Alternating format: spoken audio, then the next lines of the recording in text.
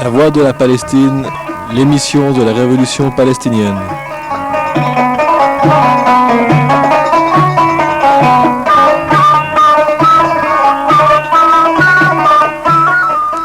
Dès la semaine prochaine, tous les mardis de 19h à 19h30, La Voix de la Palestine.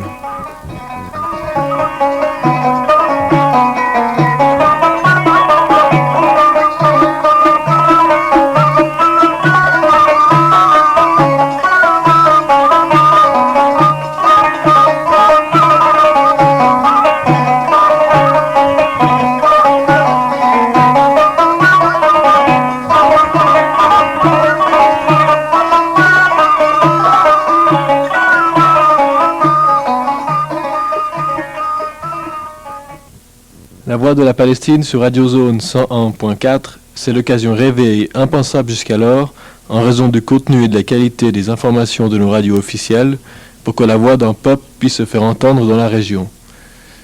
Notre but, c'est que chaque semaine, dès mardi prochain à 19h, vous soyez de plus en plus nombreux à nous écouter, et par là même à apprendre à connaître l'histoire, la réalité quotidienne et les espoirs d'un peuple qui aujourd'hui lutte pour obtenir le droit à son existence et à son autodétermination. Dans l'émission d'aujourd'hui, nous allons évoquer la situation dans les territoires occupés, en nous entretenant avec un professeur de l'université palestinienne de Birzeit. Nous évoquerons également un moment dramatique de l'histoire palestinienne. Mais nous avons pensé qu'avant d'entendre ces témoignages, il pouvait être utile de rappeler rapidement l'histoire moderne du peuple palestinien. En 1914, la Palestine est une région prospère, mais vit sous le régime ottoman.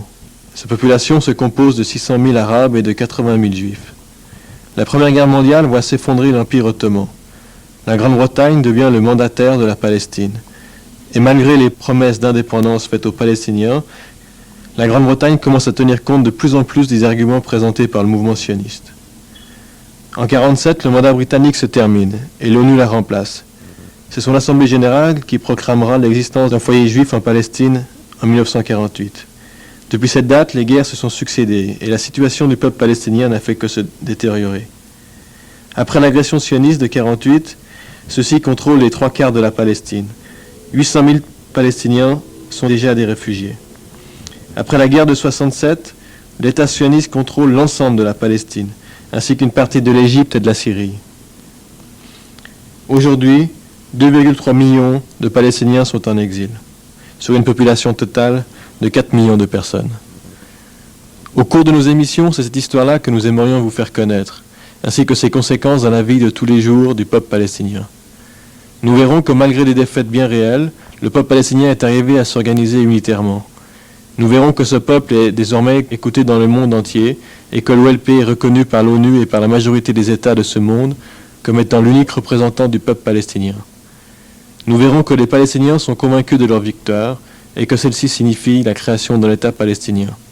Nous verrons également à quel point la lutte de ce peuple s'inscrit dans celle plus large de tous les mouvements de libération nationale en lutte contre l'impérialisme ou le colonialisme.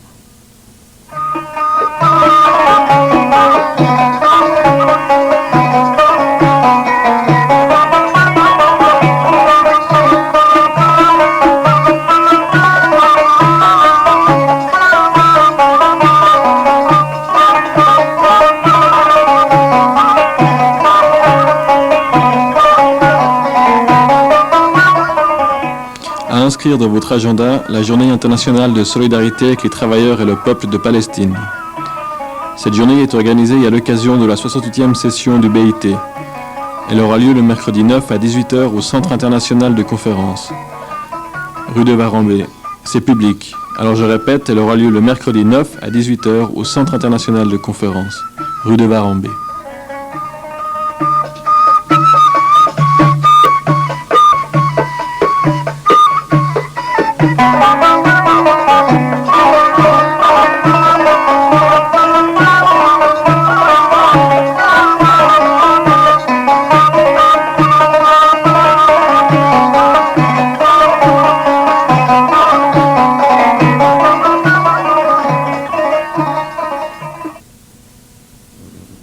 Ce soir, et dès la semaine prochaine, tous les mardis dès 19h, toute la musique que vous entendrez vient directement de Beyrouth.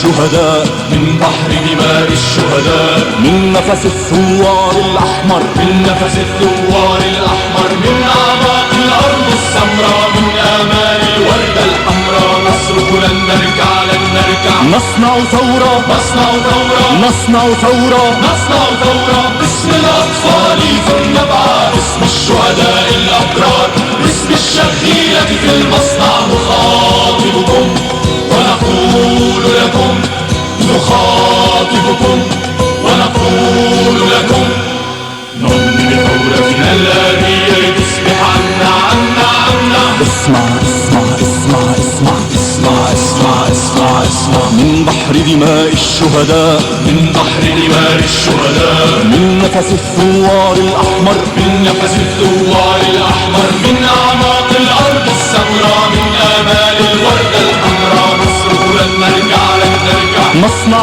ثورة نصنع ثورة نصنع ثورة نصنع ثورة اسمع أصوات الثوار اسمع أصوات الثوار صرخات طلقات النار صرخات طلقات النار زلزالا لحنا جبار زلزالا لحنا جبار ينادي في بلادي ينادي في بلادي نمضي بثورتنا الآبية لتصبح عنا عنا عنا اسمع اسمع اسمع اسمع اسمع اسمع اسمع اسمع من بحر دماء الشهداء من بحر دماء الشهداء من نفس الثوار الأحمر من نفس الثوار الأحمر من أعماق الأرض السمراء من آمال الوردة الحمراء نصرخ لن نركع لن نركع نصنع ثورة نصنع ثورة نصنع ثورة نصنع ثورة.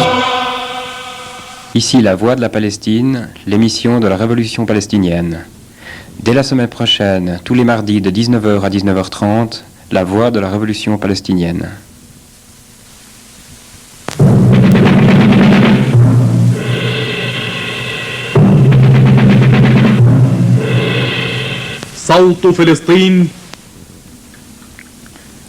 À l'occasion de la première émission de la Voix de la Palestine, nous allons vous lire un message qui nous est parvenu de Beyrouth, un message de félicitations de Nehi Lamer, directeur de la Voix de la Palestine à Beyrouth. À l'occasion du lancement des émissions hebdomadaires sur la Palestine dans la région de Genève, la Voix de la Palestine, radio centrale de l'OLP, est heureuse de transmettre ses meilleures salutations aux auditeurs. Nous souhaitons à nos confrères responsables de cette émission plein succès dans leurs tâches visant à faire entendre la voix de la révolution palestinienne. Nous croyons à l'importance de l'opinion publique mondiale dans le soutien à notre lutte nationale sous la direction de l'OLP. Cette lutte qui s'est fixée pour objectif la fin de l'occupation sioniste de notre patrie, la réalisation du droit à l'autodétermination de notre peuple et l'établissement de l'État palestinien indépendant. Nous croyons au débat objectif afin d'arriver avec nos auditeurs à une compréhension commune des conditions nécessaires à une paix juste et durable au Proche-Orient, cette paix que Yasser Arafat, président du comité exécutif de l'OLP, a appelée de ses vœux dans son discours historique devant l'Assemblée générale des Nations unies. Il déclarait alors « Je suis venu devant cette Assemblée en portant le rameau d'olivier dans une main et le fusil de la Révolution dans l'autre. Ne laissez pas le rameau d'olivier tomber de ma main. » Nous sommes sûrs que ces émissions permettront de mieux faire connaître la réalité complexe du peuple palestinien, tant sur le plan politique que culturel, économique et social. Souhaitons-leur bonne chance. وكتبت فلسطين بدم منتهى علمتني جانسير علمتني جانسير دبابة الفاتحين علمتني اسمها واسمها منتهى علمتني اسمها واسمها منتهى منتهى منتهى منتهى صيحة الغاضبين في روابيجهم صيحة الغاضبين في روابيجهم وأمان على أمة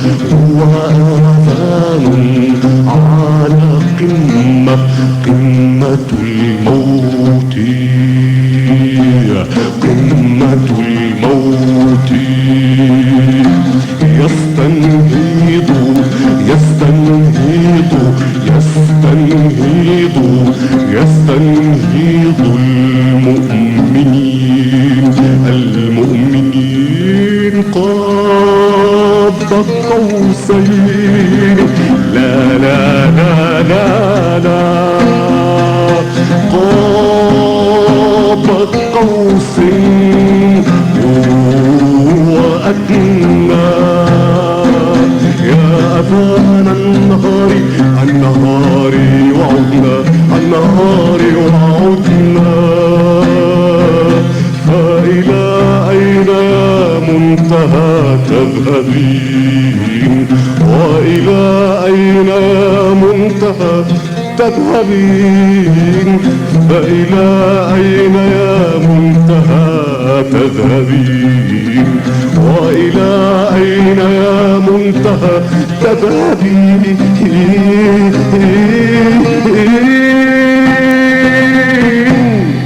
أنت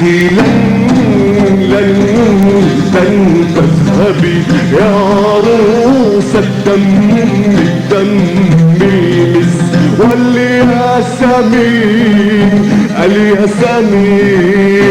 الياسمين ستكونين مدرسة ستكونين مدرسة في جنين في جنين في جنين. Je vous rappelle que vous êtes sur La Voix de la Palestine, sur Radio Zone 101.4.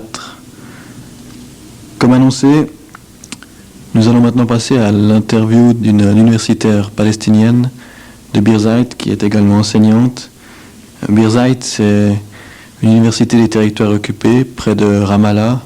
C'est l'université la plus importante des territoires occupés et elle a connu cette année de graves problèmes. Elle a été fermée plusieurs fois par l'armée sioniste. L'université de Birzeit n'est pas seulement un établissement d'enseignement supérieur, c'est beaucoup plus important que ça.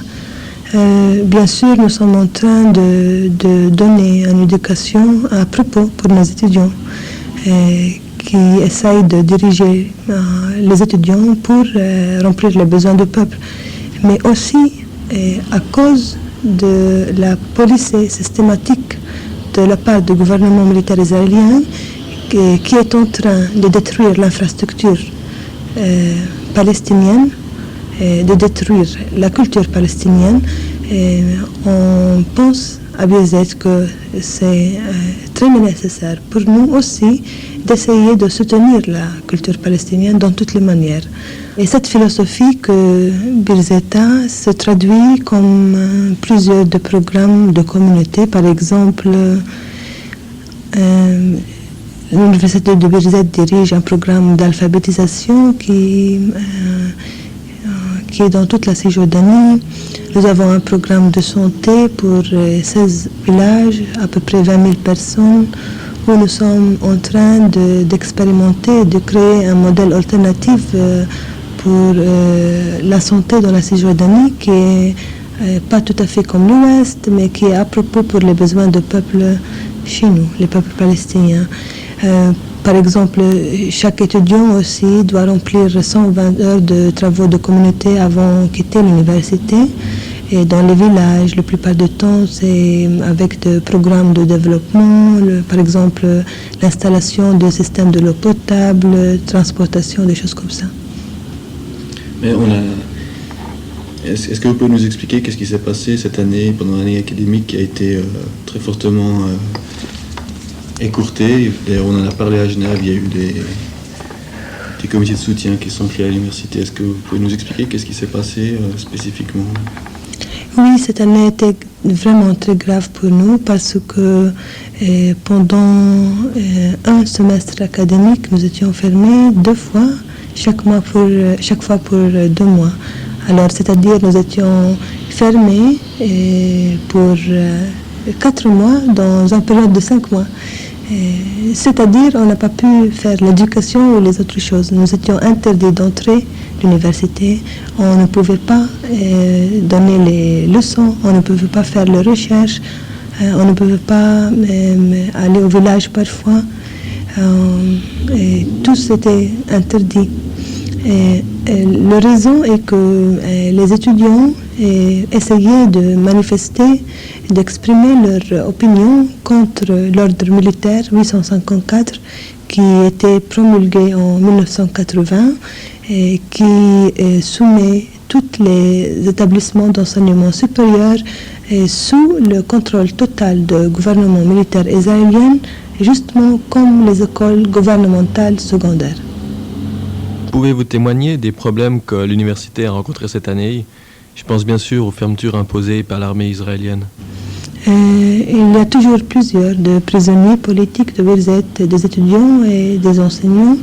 Et j'ai entendu que dans une semaine, l'armée a attaqué le dortoir à l'université, a arrêté 30 étudiants, justement comme ça. La plupart du temps, nous avons des cas de prisonniers politiques à peu près chaque jour. Parfois, dans les situations où il y a plusieurs problèmes dans la Cisjordanie, par exemple, le nombre monte pour 15, 20, 25 qui sont arrêtés, emprisonnés, torturés. Quelle est la condition de la femme dans le monde universitaire palestinien? Comme étudiants, 40% des étudiants sont des femmes, sont des étudiantes, et c'est quelque chose pas mal déjà. Et même les enseignantes, il y en a plusieurs qui sont enseignantes et aussi qui dirigent des programmes, qui sont des administrateurs. C'est très intéressant de dire, je pense que pour moi par exemple, c'était beaucoup plus difficile comme femme aux États-Unis pour établir moi-même comme femme professionnelle.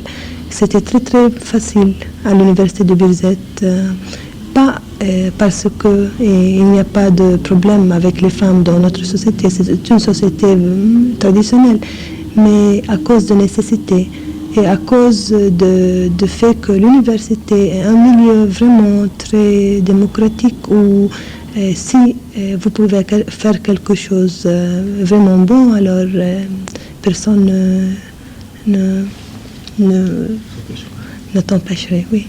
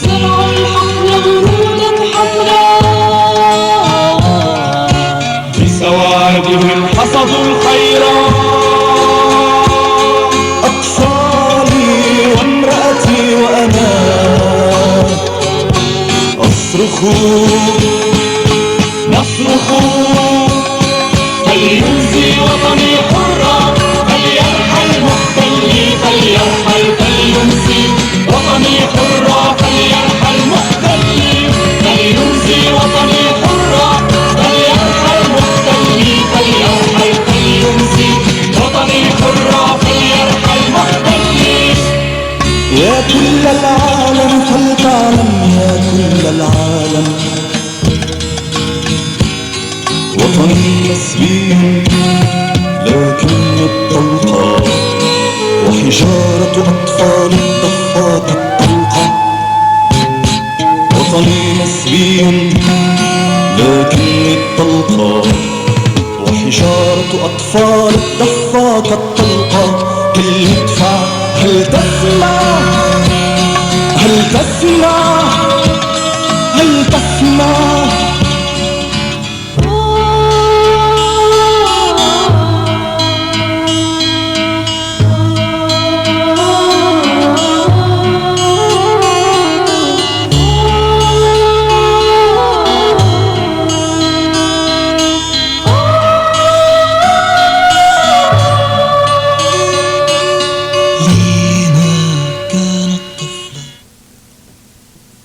Nous enchaînons en demandant à cette enseignante de l'université de Birzeit la nature du soutien à l'université en Israël même. Ah oui, il y a particulièrement cette année, c'est nouveau, plusieurs de mouvements pour le soutien du peuple palestinien, pas seulement l'université de Birzeit. De plus en plus, on voit maintenant des Israéliens qui ont le point de vue que c'est absolument nécessaire d'arracher, de finir l'occupation militaire israélienne en Cisjordanie et Gaza, pas pour le peuple palestinien, mais parce qu'ils pensent que l'occupation militaire israélienne est très très mauvaise et peut détruire leur société. Et ils sont des gens, la plupart du temps, qui sont universitaires et qui veulent bien un État palestinien pour le peuple palestinien. Et ils soutiennent aussi le droit d'autodétermination du peuple palestinien, ça veut dire. Il y a aussi d'autres groupes des étudiants aux universités et aussi des groupes de gens ordinaires qui ne peuvent plus supporter la situation. Et comment est-ce qu'ils sont acceptés, ces gens dans la société israélienne?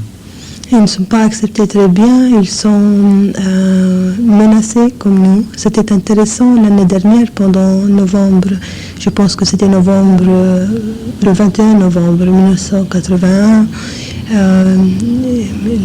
un groupe d'universitaires israéliens venait à Ramallah, dans la Cisjordanie, dans les territoires occupés, pour manifester contre la fermeture de l'université de Birzeit et contre l'occupation en général.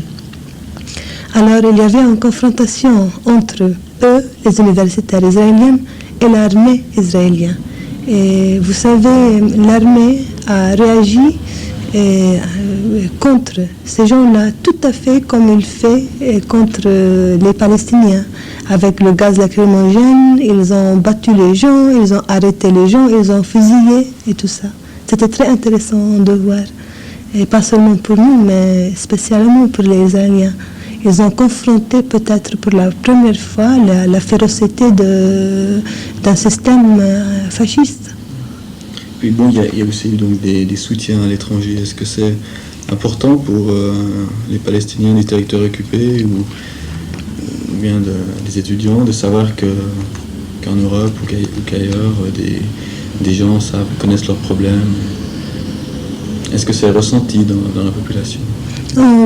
Plus en plus, oui, mais je veux dire que c'est très très important le mouvement de solidarité avec les Palestiniens dans les territoires occupés pour nous. Pas seulement pour des raisons de support émotionnel, mais pour des raisons pratiques aussi. Nous n'avons pas de l'arme, nous sommes tout à fait oppressés. Il y a l'armée qui nous confronte toujours. Et par exemple, à l'université, nous sommes fermés plusieurs fois. L'université était déjà fermée 6 fois. Hein. Et chaque fois qu'on ouvre, encore une fois, on connaît très bien qu'on ouvre peut-être seulement à cause du mouvement de solidarité en Europe et aux États-Unis. Alors c'est une raison très pratique d'avoir les comités de soutien ici pour survivre, pour nous, vraiment. Alors, en espérant que cet appel sera entendu, nous vous donnons rendez-vous sur Radio Zone 101.4 mardi soir à 19h pour la Voix de la Palestine.